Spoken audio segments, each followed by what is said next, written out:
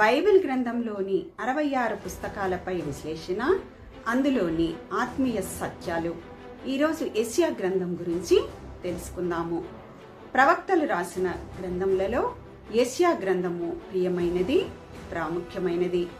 ప్రభువు తన మాటలలో ఆదికాండము, ద్వితీయోపదేశ కాండము, కీర్తనల గ్రంథమును ప్రస్తావించినట్లే తరచుగా యెషయా గ్రంథమును ప్రస్తావిస్తూ ఉండేవారు. ఎందుకనగా క్రీస్తు యొక్క జీవితమును గురించిన ప్రవచనముల నెరవేర్పు యేసునందు చూచుటకు ఈ గ్రంథము సహాయపడుతుంది. యూదాకు రాజైన హిజ్కియా యొక్క పరిపాలనలో యెరూషలేము సిరియాకు పట్టబడుతుందనే ప్రవచన నెరవేర్పు ఈ గ్రంథమందు మనకు తెలియజేస్తుంది. అంతేకాదు, పారసీక దేశపు రాజైన కోరేషును గురించి కూడా ఇందులో వ్రాయబడి ఉంది. 160 సంవత్సరముల క్రితమే కోరేసు రాజు జన్మించక ముందే అతని గురించి ఈ గ్రంథంలో వ్రాయబడి ఉన్నది. కనుక ఇది ప్రవచనాల గ్రంథము అని బలమైన ఆధారముగా ఉన్నది.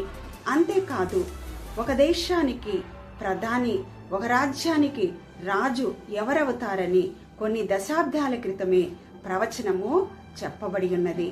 ఆ ప్రవచన నెరవేర్పు మరి మనము జరుగుట చూస్తూ ఉన్నాము. కనుక ప్రియమైన దేవుని బిడ్డలారా, క్రీస్తునందు మనము నిలిచి ఉండుట ప్రభు కోరుచున్నాడు. ఆమేన్.